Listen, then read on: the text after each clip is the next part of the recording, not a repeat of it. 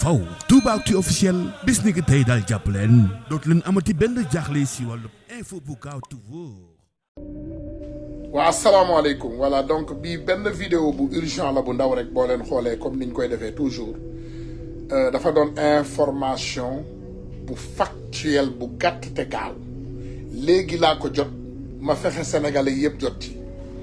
un membre du conseiller constitutionnel du Sénégal moo ma jokkalool boppam mu ne ma lenn rek moo manqué ci dossier Ousmane Sonko bi mooy quittance bi nga xam ne moom la jëlee CDC te quittance boobu membre boobu confirmé na ma ne Badio Camara moo ko sàcc ci document Ousmane Sonko yi maanaam lenn li nga xam ne moom moo tere ñoom ñu confirmer Ousmane Sonko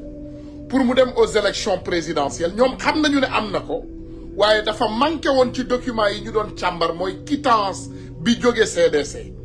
te quittance boobu nee nañu Badio Camara moo ko sàcc ci document yi moom Badio Camara xam na ne moo ko sàcc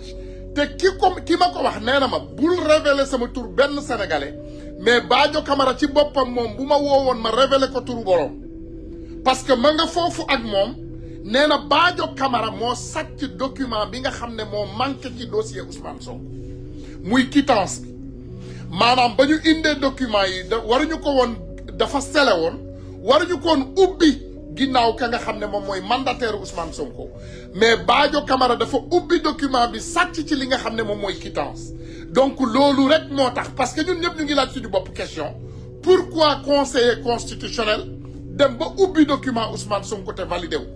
un membre du conseiller constitutionnel du ma leen wax un membre wala une membre loolu bi ma koy confirmer Badio Camara ci boppam laa koy confirmer donc Badio Camara c'est confirmé à tous les Sénégalais qu'il est le délinquant qui est en train de tout faire pour barrer le président Ousmane Sonko et on fera face il faut nga xam loolu boo dee woon sax ñu suul la dinañ la sulli taal loolu il faut nga xam ko Ousmane Sonko il sera confirmé par A ou B déglu leen ma de parce que loolu mu sàcc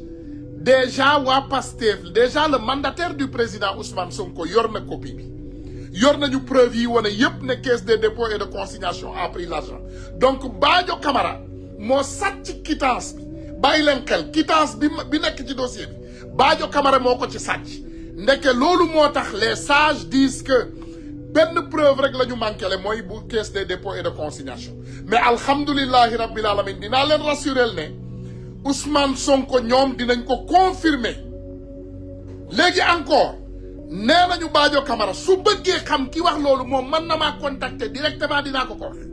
ndax kenn la ci ñoom des sept sages mais sinon mënuma koo dévoiler ndax bëgguma pouvoir u Macky Sall bi jël bakkanam wa salaamu aleykum wa rahmatullah wa barakatu